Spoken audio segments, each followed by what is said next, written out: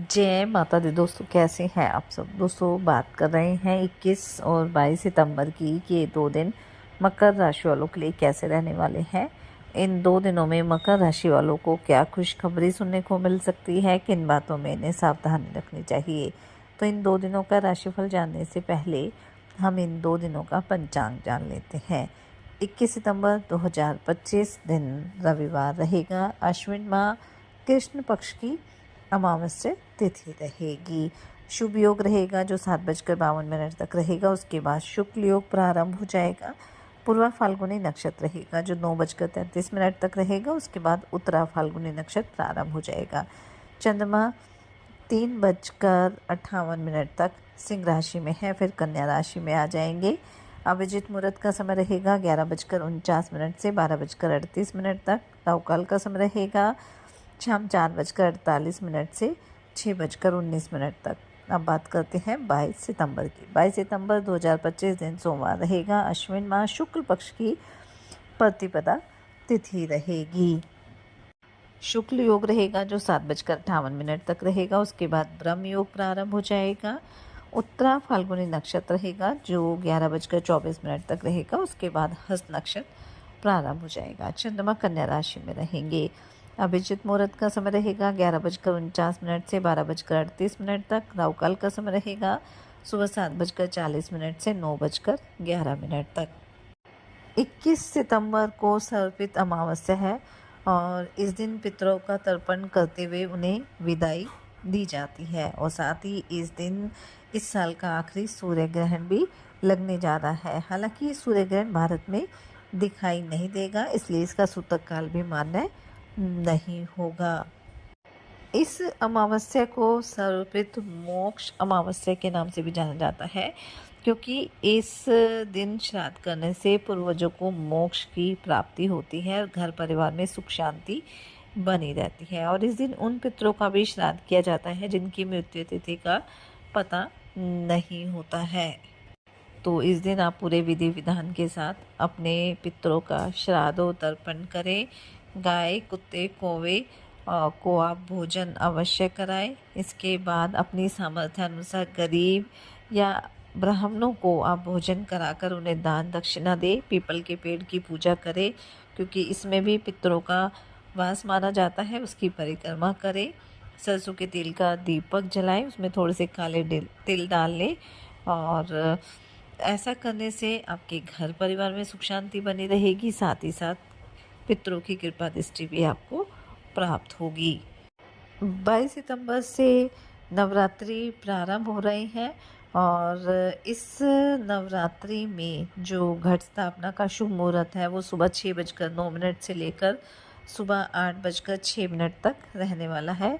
इस अवधि में आप कलश स्थापना कर सकते हैं।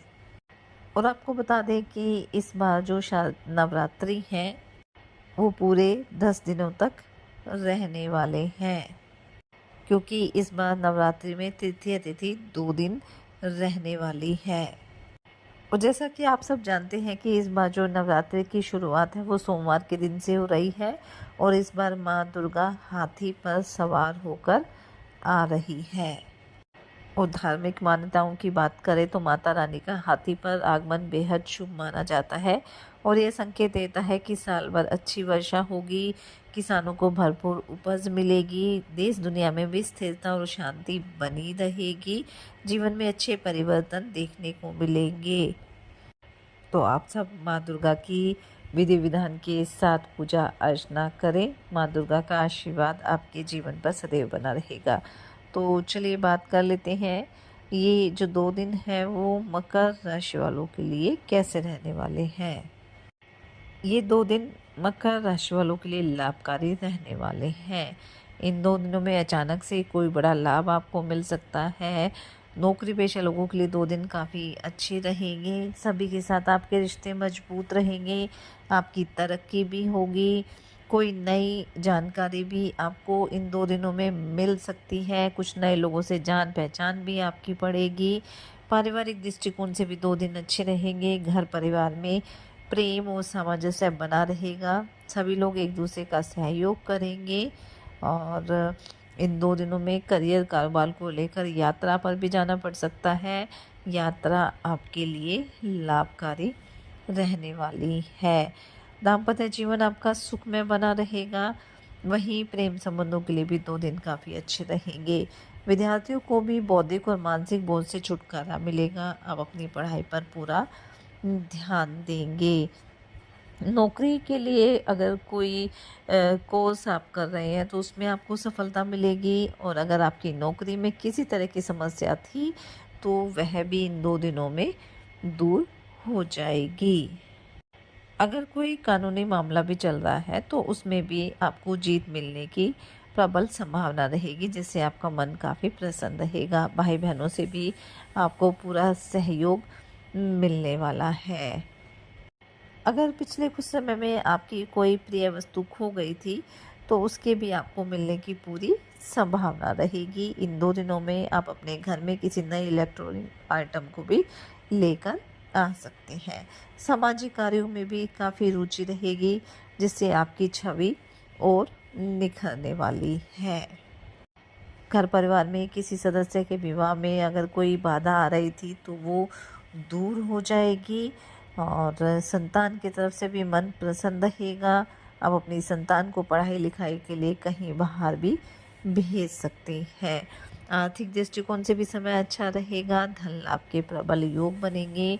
मार्केट में फंसा धन भी आपको वापस मिल सकता है। रोजगार को लेकर परेशान चल रहे थे तो कोई अच्छी खबर आपको सुनने को मिल सकती है। किसी को धन उधार दिया था तो वह भी आपको वापस मिल सकता है, जिससे आपके धन धान्य में भी वृद्धि होगी और आपका मन भी काफ़ी प्रसन्न रहने वाला है। शेयर मार्केट से आप अगर जुड़े हैं तो आपके लिए समय अच्छा रहेगा, लेकिन किसी एक्सपर्ट की राय लेकर ही आगे बढ़े तो ज़्यादा बेहतर रहेगा। इन 2 दिनों में अपनी आय को बढ़ाने के लिए भी आप काफ़ी प्रयासरत रहेंगे। कारोबार में कुछ अच्छी योजनाओं की शुरुआत आप कर सकते हैं, जो आपके लिए काफ़ी लाभकारी साबित होंगी। अगर आप अविवाहित हैं तो आपके विवाह का प्रस्ताव भी आ सकता है। स्वास्थ्य को लेकर भी काफ़ी एक्टिव रहेंगे, काफ़ी स्वस्थ रहेंगे, लेकिन फिर भी खान पान पर अगर आप पूरा ध्यान देंगे तो आपके लिए समय और भी अच्छा रहेगा। तो कुल मिलाकर देखें तो ये जो 2 दिन है वो मकर राशि वालों के लिए लाभकारी रहेंगे, इसलिए इस समय का फ़ायदा उठाएं, मेहनत करें, अपने प्रयास जारी रखें। साथ ही सच्चे मन से आप ईश्वर आराधना करें। हनुमान जी और शनिदेव की आराधना करें। हनुमान चालीसा का पाठ जरूर करें। अमावस्या रहेगी तो पूरे विधि विधान के साथ अपने पितरों को विदा करें। और नवरात्रि प्रारंभ हो रहे हैं तो माँ दुर्गा के आगमन के लिए आप उनकी विधि विधान से पूजा अर्चना करें। दुर्गा चालीसा, दुर्गा सप्तशती, माँ दुर्गा के मंत्रों का जाप करें और अपनी सामर्थ्य अनुसार गरीब और असहाय लोगों की मदद करें। इससे आपके जीवन में सदैव खुशियाँ बनी रहेंगी। ये 2 दिन आपके लिए मंगलकारी रहे, इसी मंगल कामना के साथ जय माता दी।